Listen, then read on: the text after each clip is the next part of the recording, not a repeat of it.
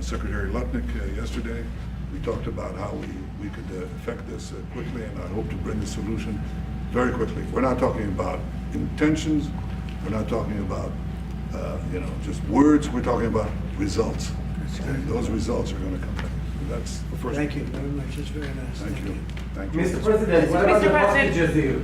Well, What about the hostages? Let him I finish. didn't finish. Okay. I'm going to begin. We spoke about not only the hostages, but about Gaza. The hostages obviously is a human story of just unbearable agony. I speak to the families. I spoke to them yesterday.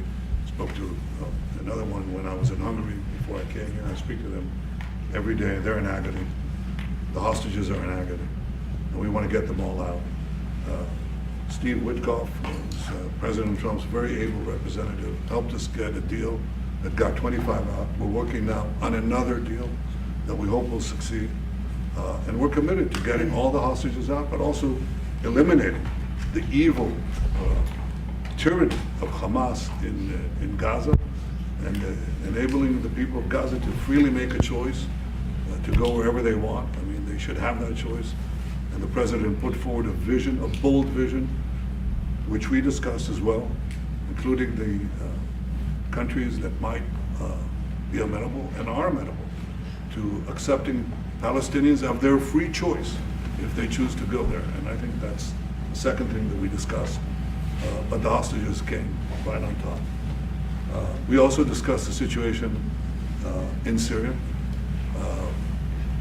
We've had neighborly relations with Turkey that have deteriorated, and we don't want to see Syria being used by anyone, including Turkey, as a base for attack in Israel. Turkey is a country that has a great relationship with the United States. The president has a relationship with the leader of Turkey. We discussed how we can avoid this conflict in a variety of ways, and I think we can't have a better interlocutor than the President of the United States for this purpose. And of course, we also discussed Iran. Look, we're both united in the goal that Iran does not ever get nuclear weapons. If it could be done diplomatically in a full way, the way it was done in Libya, I think that would be a good thing. But whatever happens, we have to make sure that Iran does not have nuclear weapons. That's the end of my speech.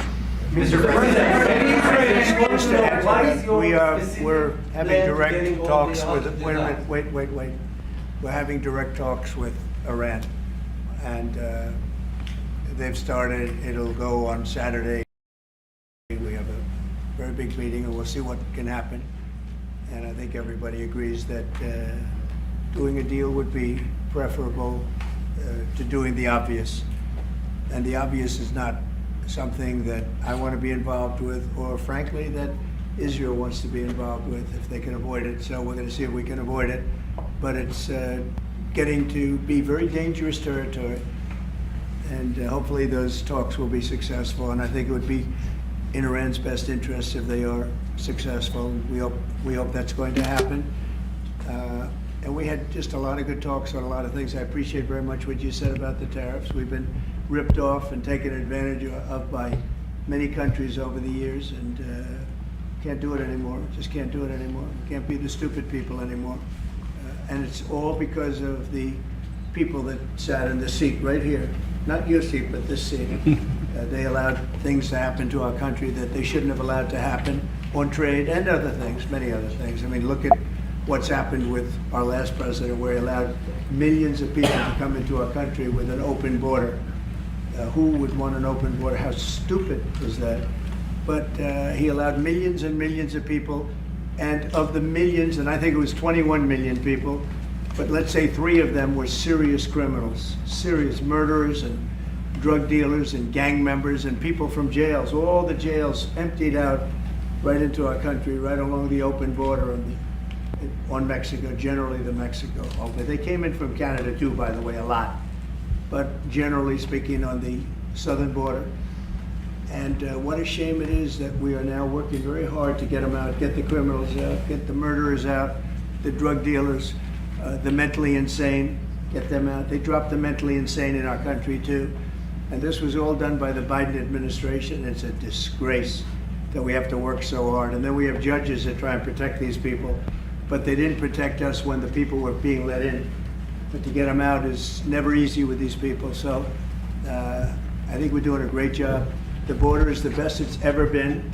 It's even as strong as it was. I had a great, solid border. I think it might even be tougher right now and stronger. So people are coming into our country, but they're coming in legally. We have a legal process, and we have that moving along properly, because we need people to come into our country, but we want people that can love our country and cherish our country. So that's where we are. And with that, any questions? Mr. President, the European Union reaction to the markets today, and would you be open to a pause in tariffs to allow for negotiations?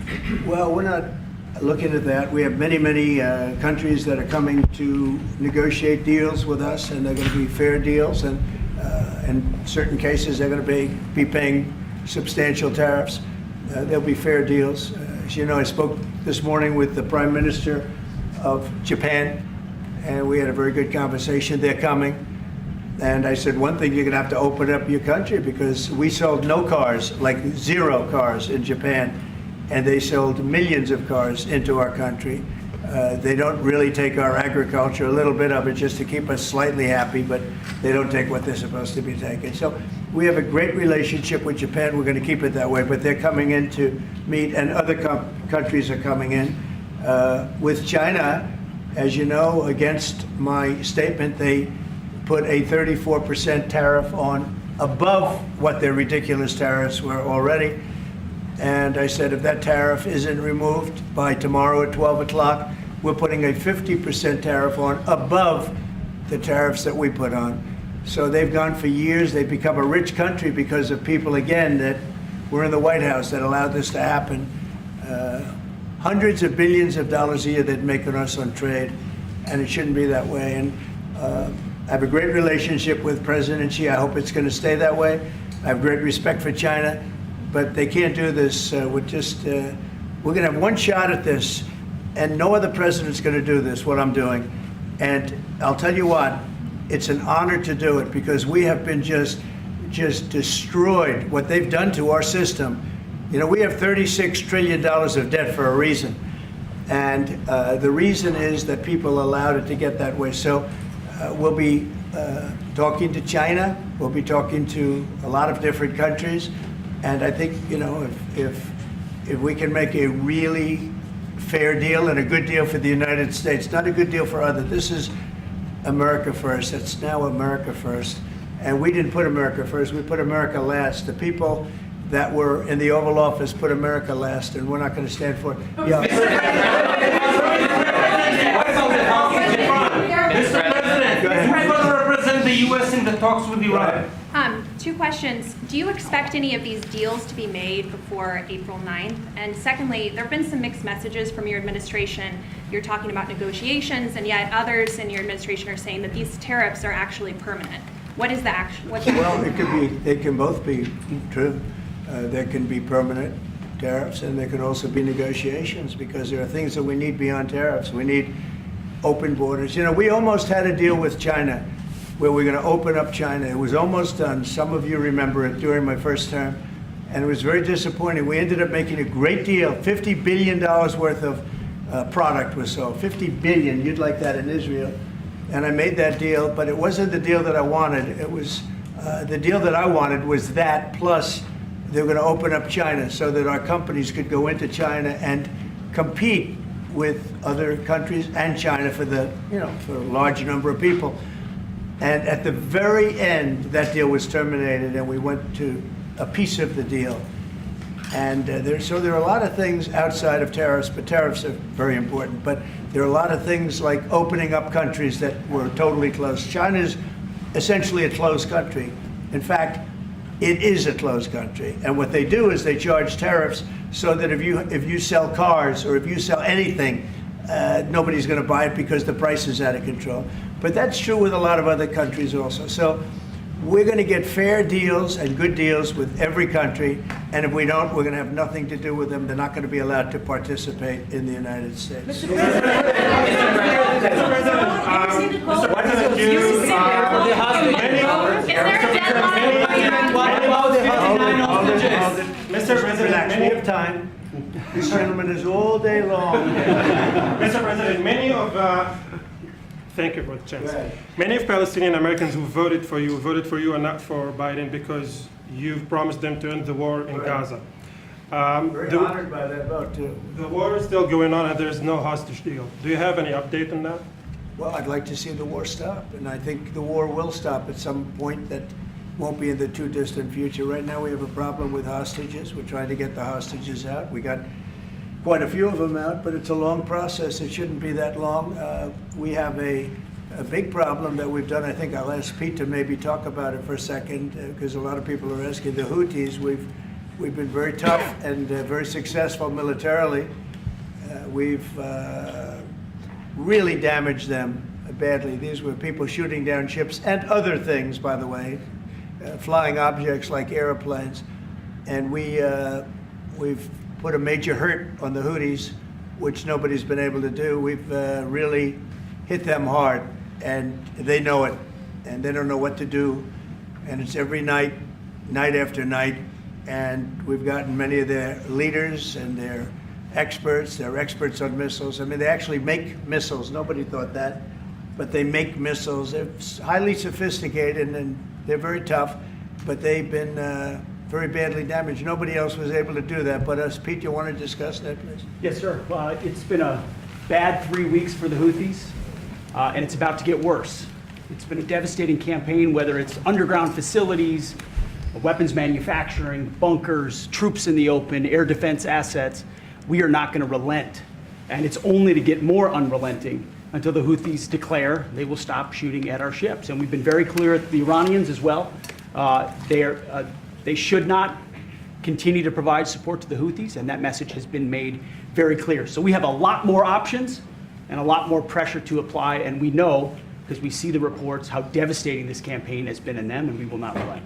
We have a great military. There's no military like our military. And despite Biden having given a lot, but nevertheless a pretty small piece, but it was a lot of our military away in Afghanistan, and one of the dumbest situations, I think, and maybe the most embarrassing situation we've ever been involved in, that short period of time in Afghanistan. What a disgrace that was, but left a lot of our military behind, left you see them in their annual parades where they're parading trucks that are armor plated and different things that they can't, but it's many billions of dollars we left behind. But despite that, we have a tremendous military. That was a very small portion because we rebuilt the military during my first term, and we have great things happening with our military. We also essentially approved a budget, which is in the facility, you'll like to hear this, of $1 trillion, $1 trillion, and nobody's seen anything like it. We have to build our military, and we're very cost conscious, but the military is something that we have to build, and we have to be strong because you got a lot of bad forces out there now. So we're going to be approving a budget, and I'm proud to say, actually, the biggest one we've ever done for the military.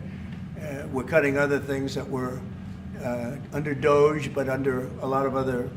When you look at a woman getting $2 billion for environmental, and it had nothing to do with environmental, and they had $100 in the bank, and they give her $2 billion. Many of those cases, all that stuff is going to be cut out. But we are getting a very, very powerful military. We have things under order now, the likes of which we've never had before. We've never had the kind of aircraft, the kind of missiles, anything that we have ordered. And it's in many ways too bad that we have to do it, because hopefully we're not going to have to use it. But the military is very, very powerful, and it's going to remain that way. How do you, Mr. President, do you please? Yes, please. Thank you, Mr. President. I want to ask you about Iran, because this is the first time we hear that the U.S. is having a direct contact with the Iranians. Is it possible to give us some more information at what level the U.S. is High level, represented? very high level. Yeah. And We're dealing with the Iranians. We have a very big meeting on Saturday, and we're dealing with them directly.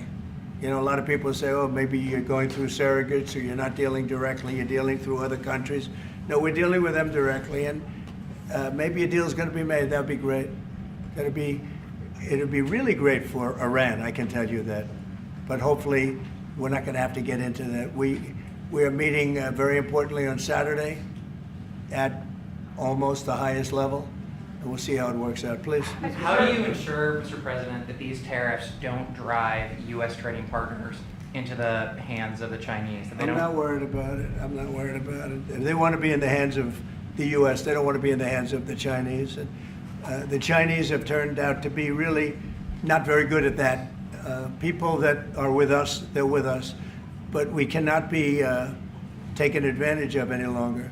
I used to watch these deals for years. I've been talking about it for years. You know, I've been talking about it for 35 years, how our country is being ripped off. I mean, 30 years ago it was Japan, then it was something else, then it was another group, then it was China. China's doing the best job of it, frankly.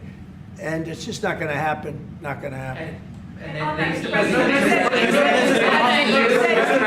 President, you said it may The EU take. has said that they have offered 0 for 0 tariffs on cars and industrial goods. Is that not enough? Well, the EU, no, it's not. The EU has been very tough over the years. I always say it was formed to really do damage to the United States in trade. That's the reason it was formed. It was formed with all of the countries from Europe, I guess most of them, not all of them, but most of them.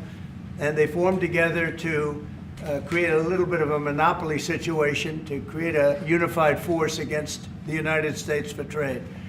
So they have NATO, which is largely the same countries, and they took advantage of us dollar-wise and militarily until I got there. You know, I was able to get $600 billion from NATO, where they paid NATO because most of these nations weren't even paying. We were paying for NATO, so we're paying them to guard them militarily, and they're screwing us on trade. So that's not a good combination.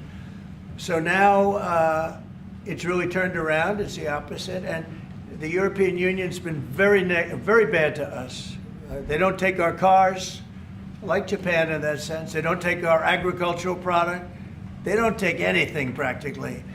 And yet they send millions of cars in a year, Mercedes-Benz, Volkswagen, BMWs. They're sending millions and millions of cars into the U.S., but we don't have a car that's been sold to the European Union or other places, but let's go for the European Union.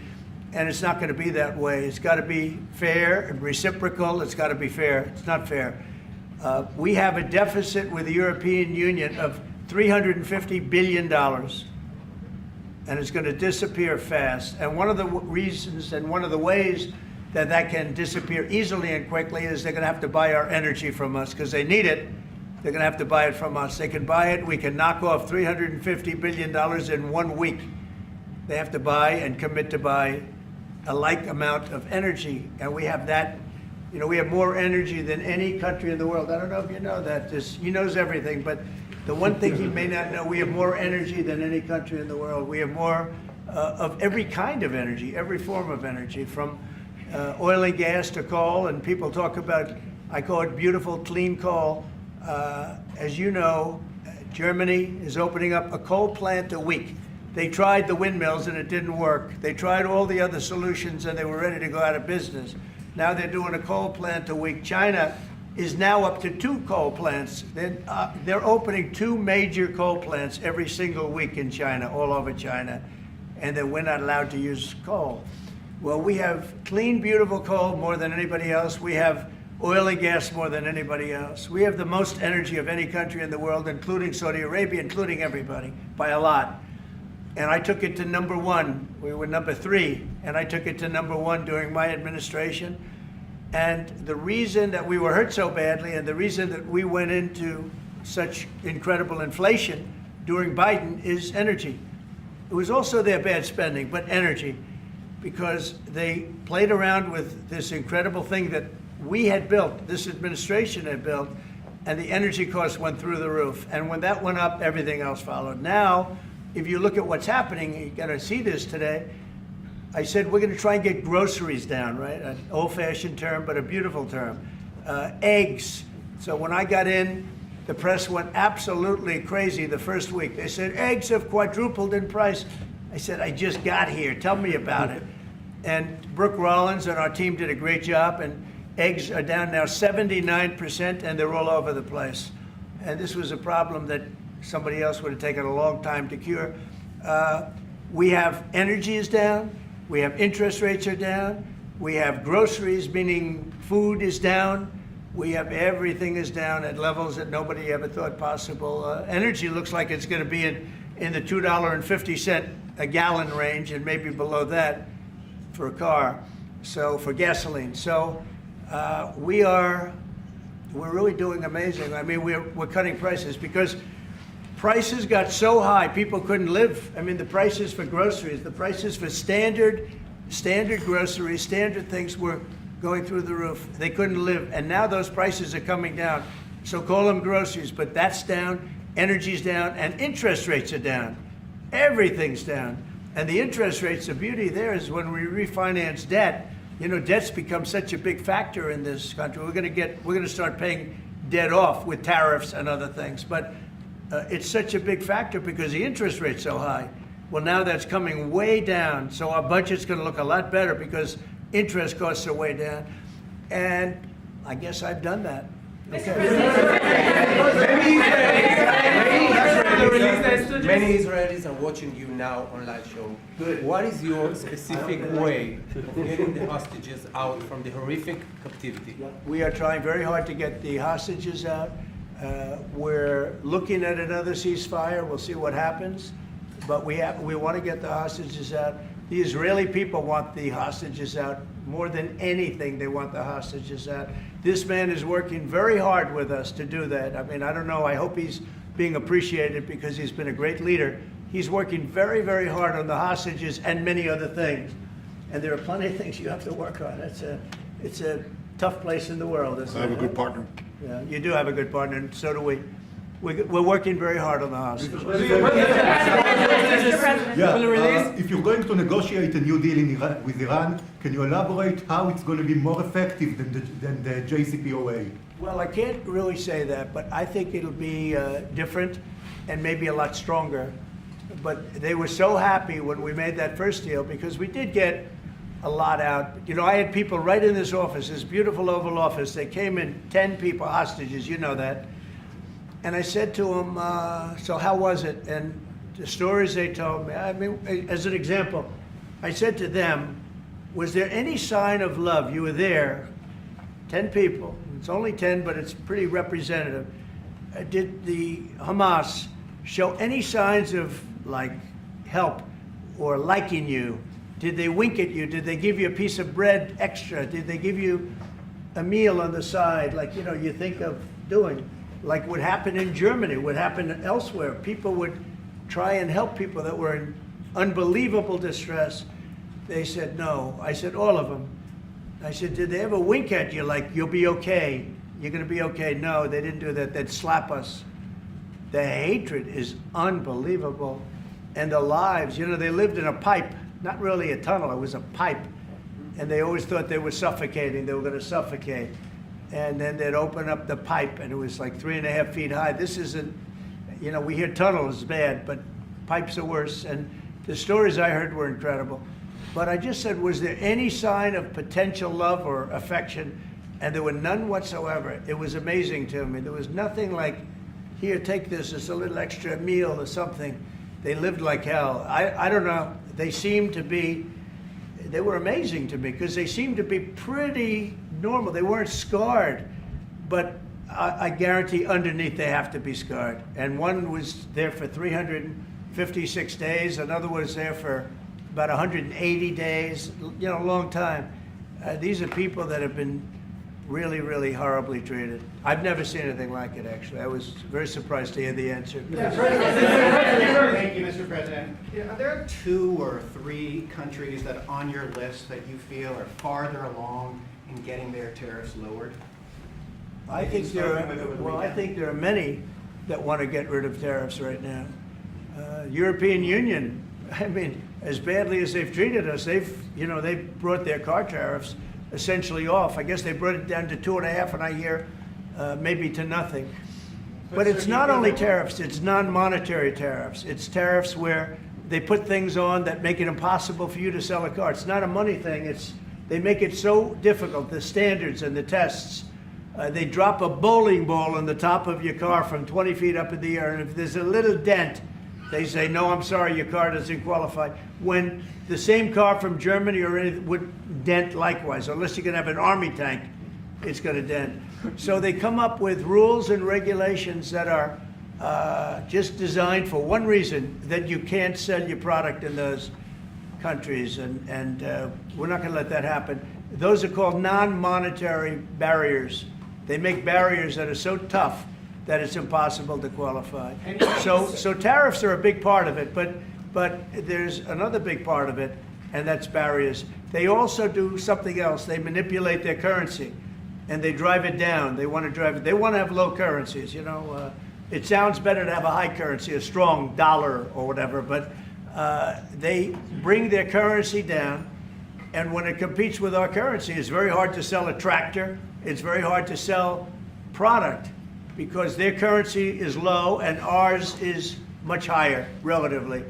And so it makes it very hard. I speak to a lot of companies that do business, tractor companies, and they say it's so hard to sell because what they've done is they've lowered the yen or they've lowered the yuan or they've lowered their currency, so then it's very hard to compete. We don't want that either. So we have a lot of things that we're talking about, but we're going to fix it properly, and it's going to be fair to everybody. And in the end, I think we're going to have a world that does a lot better, you know, but they have to respect the United States. And nobody but me would do this. Nobody but me would do this. You know, it would be nice to serve a nice, easy term, but we have an opportunity to change the fabric of our country. We have an opportunity to reset the table on trade. We lose billions of dollars. We lose close to $2 trillion a year on trade. We lose $1 trillion a year to China. $1 trillion. We lose hundreds of billions of dollars a year on trade to China. We lose hundreds of billions of dollars overall, probably close to $2 trillion.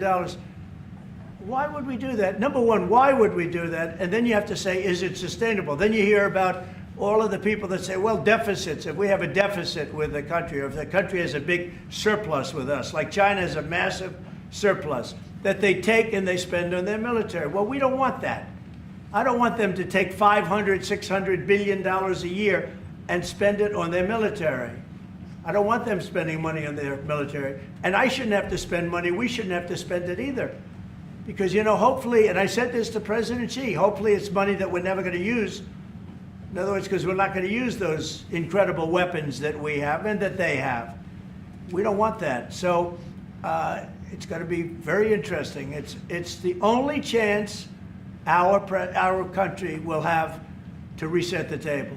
Because no other president would be willing to do what I'm doing or to even go through it. Now, I don't mind going through it because I see a beautiful picture at the end. But we are making tremendous progress with a lot of countries, and the countries that really took advantage of us are now saying, please negotiate. You know why? Because they're getting beaten badly because of what's happening. They're getting beaten badly. They're being devalued as countries. But it's the only chance we're going to have to reset the table on trade. And when we do, we're going to come out unbelievably well. We're going to have a strong country economically again. And we're going to have those factories that are empty all over the United States. We've lost 90,000 plants and factories. Think of this, 90,000, you wouldn't think it's possible. 90,000 plants and factories since NAFTA, which was, by the way, the worst trade deal ever developed, ever had by any country anywhere, NAFTA. And I terminated NAFTA. Everybody said it would be impossible. And I terminated it through Congress. We terminated it. You had to get it through Congress. It was a trap. It was a horrible thing, and we got it done. And we went to the USMCA, which was much better. The problem is they cheat. They cheat like crazy. Canada cheats, Mexico cheats, just one of those things. But we are resetting a table, and we're going to have great trade, and we're going to have a very strong country. Our country is going to be at a level that has maybe never been, or maybe, you know, our country was the strongest, believe it or not, from 1870 to 1913. You know why? It was all tariff-based. We had no income tax. Then in 1913, some genius came up with the idea of let's charge the people of our country, not foreign countries that are ripping off our country. And the country was never that kind of wealth. We had so much wealth, we didn't know what to do with our money. We had meetings, we had committees, and these committees worked tirelessly to study one subject. We have so much money, what are we going to do with it, who are we going to give it to? And I hope we're going to be in that position again. Mr. President, do you plan to reduce the tariffs that your government put on Israeli goods, 17%? On where? On Israeli goods, the 17%. Do you plan Well, to we're reduce talking about a whole new trade. Maybe not. Maybe not. Don't forget, we help Israel a lot. You know, we give Israel $4 billion a year. That's a lot. Congratulations, by the way. That's pretty good. But we give Israel billions of dollars a year. Billions. It's one of the highest of, and we give a lot of countries money. You wouldn't believe if I said we give Afghanistan a lot of money, didn't it? Because that was a Biden deal, another Biden deal. Not only did he embarrass us with that, but they give them billions of dollars, Afghanistan, right? So, but no, we take good care of our friends and we don't take care of our enemies. We're not taking care of our enemies anymore, but we do take care of our friends. Mr. Berman for the Times of Israel. The IDF is fighting again in the Gaza Strip. I myself might be called up in a month. Do you think that's the way to pressure Hamas to get to a deal? And do you think blocking humanitarian aid is also an effective pressure tactic? Well, you know how I feel about the Gaza Strip. I think it's an incredible... We're not taking care of our enemies anymore, but we do take care of our friends. Mr. Berman for the Times of Israel. The IDF is fighting again in the Gaza Strip. A peace force like the United States there, do you think that's controlling the way and to owning the pressure Gaza Hamas Strip to get to a deal? Do you think blocking Because humanitarian right now, aid is all it also is for effective? years Well, you know how I and feel years, about all I the hear Gaza about is Strip. killing I think and it's Hamas and an problems. incredible- We're not taking care of our enemies anymore, but we do take care of our friends.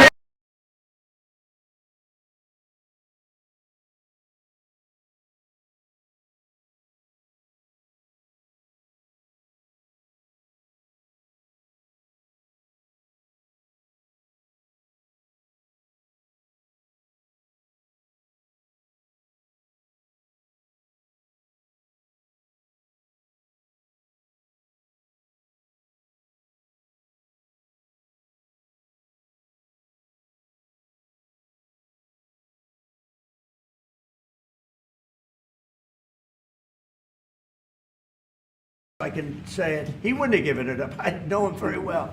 There's no way. They took oceanfront property and they gave it to people for peace. How did that work out? Not good. Is the immigration, sorry, Mr. President, is the immigration plan still on the agenda? Which immigration? From Gaza. From Gaza. All it is a concept. He wouldn't have given it up. I know him very well. There's no way. They took oceanfront property and they gave it to people for peace. How did that work out? Not good. Is the immigration, sorry, Mr. President, is the immigration plan still on the agenda? Gaza, Which Gaza was immigration? closed in. From Gaza. And every other place, including in the All it is I a concept. He wouldn't have given it up. I know him very well. There's no way. They took oceanfront property and they gave it to people for peace. How did that work out? Not good. Is the immigration, sorry, Mr. President, is the immigration plan still on the agenda? including over lunch, about some countries, I won't go into them right now, that are saying, you know, if Gazans want to leave, we want to take them in. And I think this is the right thing to do. If you give, you know, it's going to take years to rebuild Gaza. In the meantime, people can have an option. The president has a vision. Countries are responding to that vision. We're working on it. I hope we'll have good news for you. I will say people really do love that vision. It's a long-term vision, but so importantly is to have that be a safe field, because you're right smack in the middle of the Middle East. You're right along Israel. It should have never, ever been given away. It shouldn't have been given away by Israel. I don't know why they did it. I mean, I do know why, because they were promised peace, but that didn't work out too well, because it's one of the most dangerous pieces of land anywhere in the world. Gaza is one of the most dangerous places in the world. So they gave it away for good intention, and it didn't work out that way. And a lot of people like my concept, but you know, there are other concepts that I like too. And there are some concepts I don't like. You know what I don't like? The way it is now. Because right now it's a dangerous death trap, Gaza. Yeah.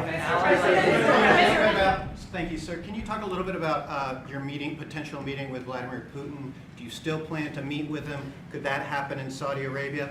And maybe you could elaborate as well a little bit on not providing tariffs on Russia, sir.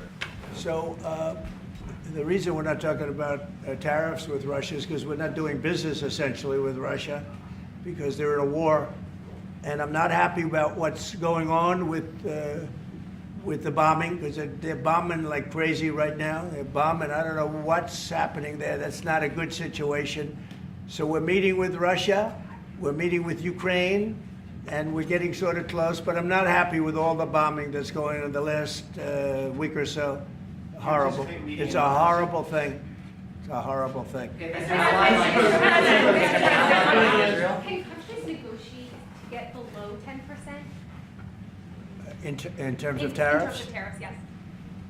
Look, we've been ripped off and taken advantage of for 40, 50, 60 years. And the reason we got ripped off and the way they did it was tariffs. They would charge tariffs, massive numbers of dollars.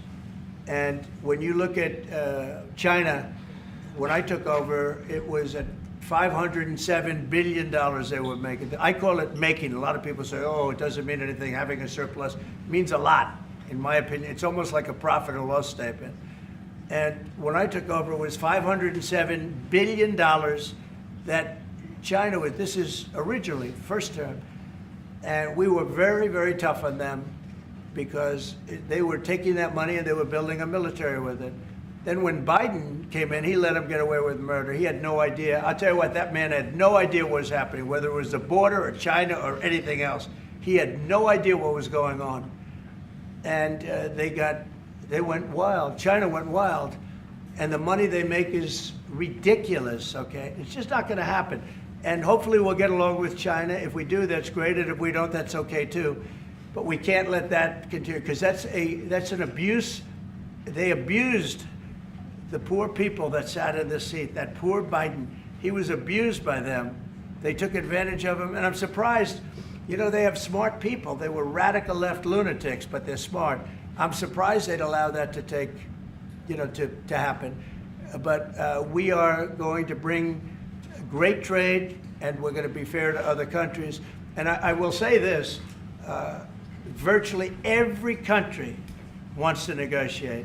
If I didn't do what I did over the last couple of weeks, you wouldn't have anybody wants to negotiate. We would have gone to these countries, you want to talk? And they, well, we don't want to talk. Now they're coming to us. They're offering things like even Bibi, and this is unrelated because it's a different kind of a relationship, but he started off our conversation today that he's cutting all of the tariffs, he's cutting everything. He's going to get down to a free base. He's going to do things that, in all fairness, other countries, if they said that, would have never even thought about doing it. Now they're offering things to us that we would have never even thought of asking them for because they're experiencing a lot of hurt. And the hurt is that they've taken advantage of us and we finally fought back. Tariffs will make this country very rich. We're rich anyway, but we're rich in a certain way. We have $36 trillion in debt. I want to get rid of it, and we can do it quickly with proper deals. So when countries don't allow us to sell our product, but we allow them to sell their product, when they charge us massive amounts of money for the privilege of going into their country, those days are over. Okay. Sir, Go ahead. Me? Sir? Me? Yeah. Thank you, Mr. President. On Iran, two questions, please. First, if you can give us more details about where the meeting on Saturday is going to take place. I can't tell you that. I can just tell you there's a major meeting going on between us and Iran, and that'll take place on Saturday, and it's at top level. And the second question about this. A lot of people think that those talks are not going to lead anywhere because the Iranians will never give up. Sure. I think that's a possibility too. If diplomacy fails, is the United States, under your leadership, ready to take military action to destroy the Iranian nuclear program program and remove this threat? I think if the talks aren't successful with Iran, I think Iran is going to be in great danger. And I hate to say it, great danger, because they can't have a nuclear weapon. So is that a yes? You know, it's not a complicated formula. Iran cannot have a nuclear weapon. That's all there is. So is Can't the have US it. ready? Right now, we have Military countries action? that have nuclear power that shouldn't have it, but I'm sure we'll be able to negotiate out of that too as part of this later on down the line. But Iran cannot have a nuclear weapon. And if the talks aren't successful, I actually think it'll be a very bad day for Iran if that's the case. Yeah. Mr. President, on manufacturing, Mr. President. Mr. President, was October 7th the death blow of the two-state solution, and would you consider classifying the Palestinian Authority as a terrorist organization for its continued pay-for-slay terror financing payments? So October 7th was a horrible day that some people, they deny it. Now, I can't believe they deny it from the standpoint of it. They do it because they think it's good politically. But I've seen the tapes. I've seen things that you don't want to see. October 7th was a horrible day, and it will go down as one of the really bad days in the history of the world. It was a horrible, horrible thing that happened. And they grabbed some of these people. I'll give you an example. When I was with the 10 hostages a few weeks ago, I said, so how many are there? 59. I said, oh, so 59, so we can get 59. They sort of knew the territory pretty good. And I said, how are they doing? They said, well, only 24 are living, the rest are dead. And these are young people largely. Young people don't die. You know, young people have an amazing ability to live. They can live through horrible things, but these are young people. And when they said that 24 are living and the rest are dead. And you know, I've had parents come up, Israeli parents largely. We have some Americans, and I guess we have one left. Alex, we have the one left. But I've had Israeli parents come up to me at events and say, my son is there. I said, well, how's he doing? Well, he's dead. But would you do me the biggest favor ever? Could you bring his body back home? They talked about a young dead boy and a young dead girl like they were living. And that could have something to do with religion. That could have something to do with, I guess maybe any parent would be, but I was surprised. And they said, sir, my son is dead. It is just as important to bring that body back home. I asked that question as if he were alive. So you have a lot of them dead, and we'll be able to bring them back. But it's a horrible thing that's happened. These are young, largely young people. Some old ones too, frankly. And those people have lived in hell. When they came off, the second group that came out, they looked like they just got out of a concentration camp. They looked exactly like the pictures that I'd see from the 1940s, the concentration camps. And then they got a little bit better, you know, but that second group, those people came out and I said, this is unbelievable. We're going back into a chapter in history that is one of the worst ever. It's really very bad. Okay? Mr. President, thank you. You've said it could take 2 years to get American manufacturing fully up to speed in response to these tariffs. What happens in the meantime? Should Americans be prepared potentially for years? Yeah, I'll tell you what happens.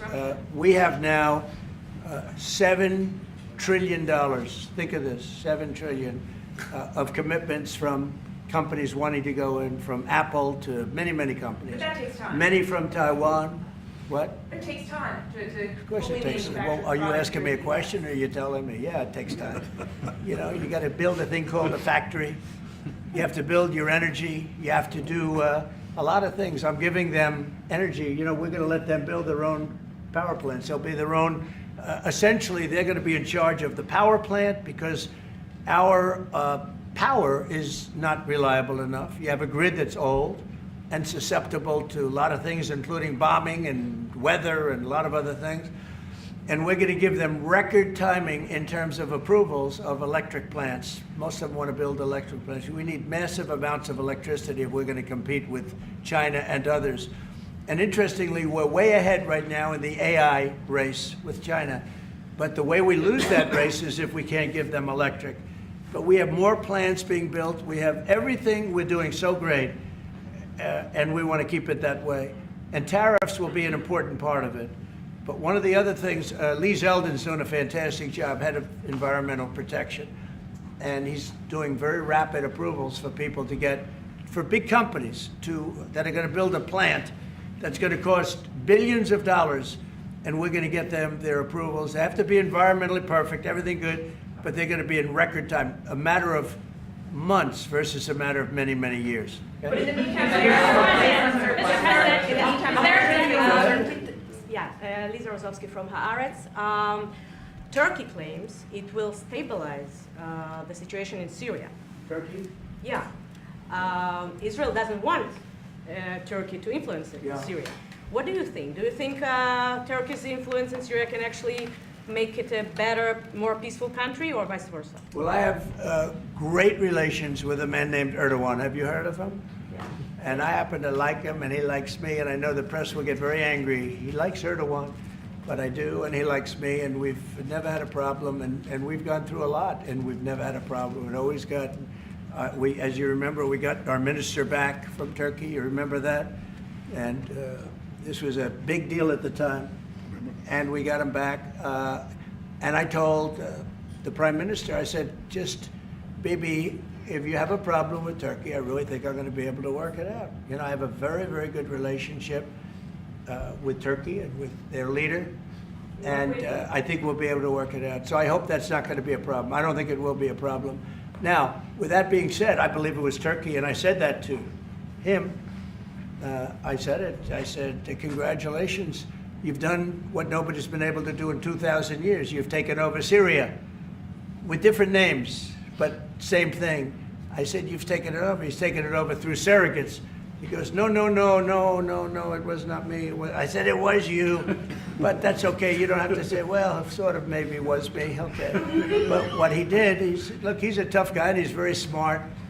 And he did something that nobody was able to do. You know, you got to hand it to him. Any problem that you have with Turkey, I think I can solve. I mean, as long as you're reasonable. You have to be reasonable. We have to be reasonable. Thank you very much, everybody. Thank you, press. Head it out. Head it out, press. Thank you. Thank you. Head out that door. Head out still. Through the corridor. Straight to the door we came in. Thank you, press. Thanks, guys. Thank you, everyone. Please go out the door. Ma'am, the door's right there. Thank you, everybody. See you. I tried to get a question in. Have a good day. Thanks, guys. Keep going. Keep going. Thank you. Next time in Israel. Thank you all. Good question.